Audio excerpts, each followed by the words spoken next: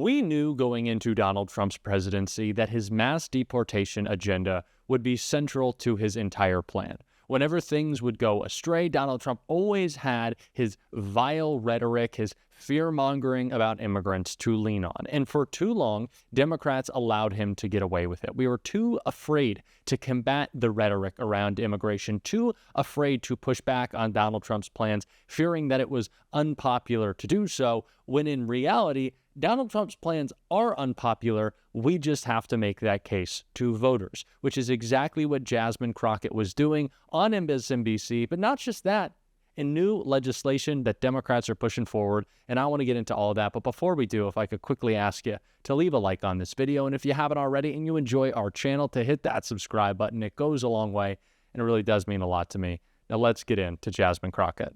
From churches to schools to city councils to parking lots, people are pushing back against this administration's attempts to harass and arrest immigrants in their communities. Today, Texas Congresswoman Jasmine Crockett was part of a group of lawmakers that introduced legislation to protect immigrants in sensitive locations. Congresswoman Crockett says in her district, kids are already missing school because parents are afraid of being arrested as they drop their kids off at school. She says families are also skipping doctor's appointments and even emergency care that they need because they're afraid of being arrested at the hospital. Congresswoman Jasmine Crockett joins us live now. Congresswoman, it's really nice to have you here on the show. Thank you for making time. Absolutely. What should people understand about the rationale for protecting places like schools, churches, synagogues, hospitals from immigration enforcement actions in the past? Yeah, I mean, here, this is very simple. First of all, I don't know my country anymore, right? When we are looking at situations that are so disruptive to our communities, and again, as you talked about the hero who wasn't necessarily wearing a cape, but instead had her coffee cup, when we think about the disruption to everyone because of something that really is a civil penalty, I want to get this across to your viewers, because I don't think that people understand that as Republicans oftentimes say things like, oh, they're illegal, they're illegal. According to federal law, you literally can get a traffic ticket that is more serious than what this is. It's a civil penalty. And so to have these guys disrupting you as you are trying to pray, whether you're an immigrant or not, you're disrupting a place of worship. Or tell me about what type of liability, I mean, even if you don't care about the people themselves, but tell me about the type of liability that we may face if somebody literally is trying to seek care and then you take them away from that care and into our custody, right? Like, it doesn't make sense, not to mention the disruption that it causes for everybody else that's seeking care. And now we're talking about the kids. We're talking about parents not taking their kids to get the education that they need, and the kids may be enjoying something that we call birthright citizenship. Yet they're missing out on school because their parents are too afraid to drop them off.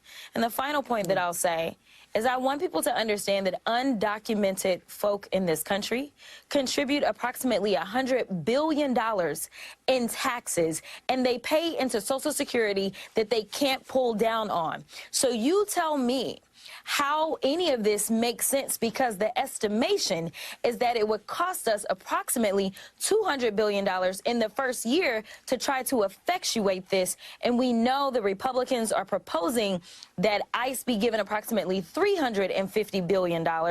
And right now that's causing a lot of consternation within the Republican caucus. And that is why we are headed to a shutdown on March 14th, because instead of cutting money, it looks like they are absolutely going to need more money.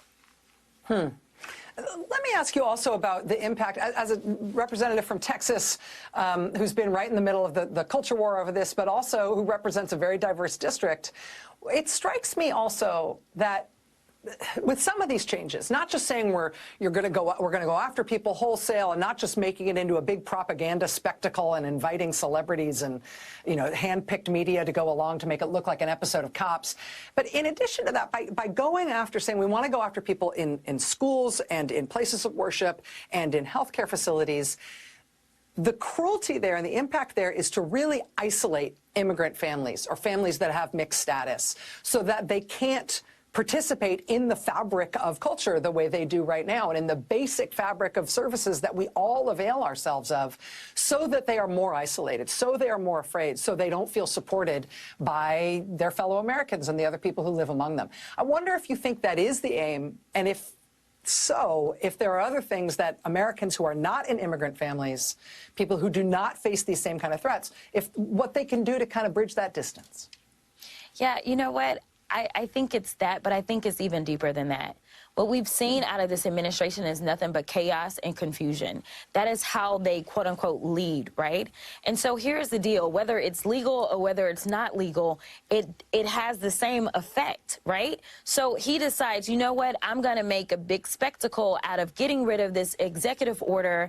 And then next thing you know, we're having to file legislation to try to protect. But who's keeping up with all of this drama that's happening? At the end of the day, it's whatever news headline they saw last or first, or whichever one they feel most comfortable with. And so right now what we have is that they have been able to inflict fear.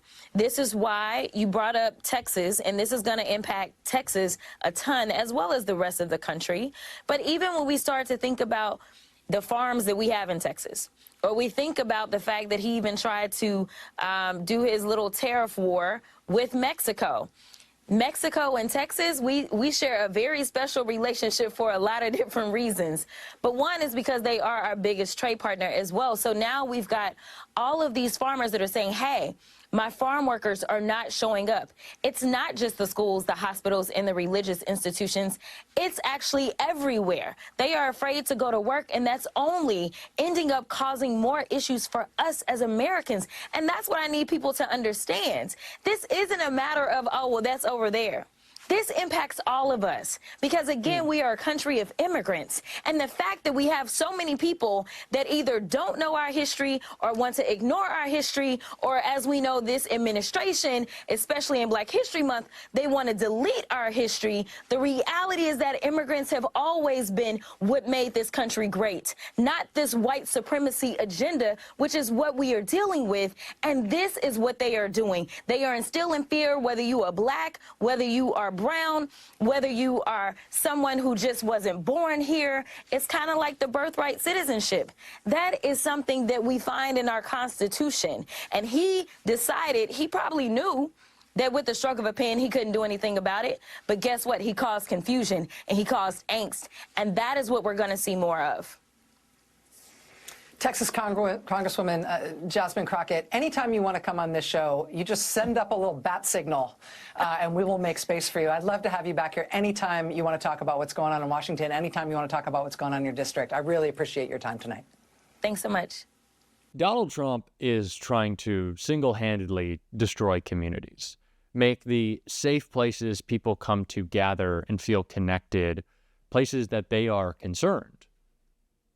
That is the scariest possible outcome of the Trump presidency, is that there are no places that feel safe anymore, that there is no institution left to trust, that government is completely broken and subservient to Donald Trump. And that is absolutely what he wants. That is the environment he is trying to create. If he makes every space and every action feel like it is inevitable to his whims, he wins. If we bend the knee on everything to Donald Trump and just say, oh, well, it's going to work out in his favor, we're losing. We have to be pushing back on the messaging, on the action, all of it. Even if we think the courts aren't going to hold it up, it doesn't matter.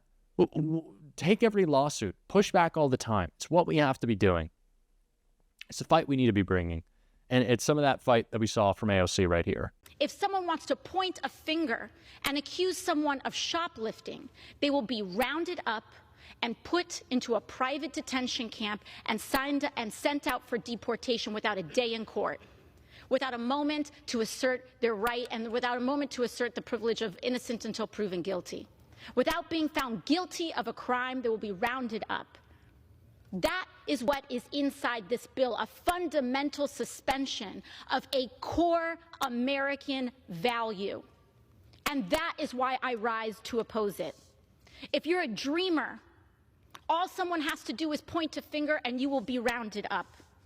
And we have seen moments like these happen before. In the Patriot Act, in the wake of the travesty of 9/11, a fundamental suspension of American civil liberties. That is what we are seeing here today. Mr. Speaker, you may wonder why so many of our friends across the aisle who care so deeply about the rule of law happen to be so desperate to pass this bill, after they are unleashing people who attacked police officers here on this Capitol into roaming our streets, who are publicly saying now they want to get a gun. Suddenly, these folks care about public safety? I don't think so. Look no further than the price tag of this bill, $83 billion. They know that it can't be paid for. They know that the capacity is not there. And you know what will be there? Private prison companies are going to get flooded with money, who give this money, no doubt. I want folks at home to look. Look at what members of Congress are invested in private prison companies who receive this kind of money, and look at the votes on this bill. It is atrocious that people are lining their pockets with private prison profits in the name of a horrific tragedy and the victim of a crime. I think it was AOC who said, and I continue to rely on this and how I think about all of this messaging war. It is not that the policies or the messages of the Republican Party, of the MAGA movement, of Donald Trump are popular. They are not. It's just that they have not been tested against yet. We have not worked to make them unpopular enough yet. It's the same thing with immigration. We spent so long running away from that issue that we allowed ourselves to think that they had the upper hand, that invading churches, preschools, people's homes is popular. Guarantee it's not. Crashing our economy? Guarantee it's not. We have to make that case. It's what we're going to be talking about on this show every single day. And if you want to support that, as always, you can hit that subscribe button. You can leave a like on this video. And if you stuck around to the end, drop a blue heart in the comments. And until next time, I'll see you soon.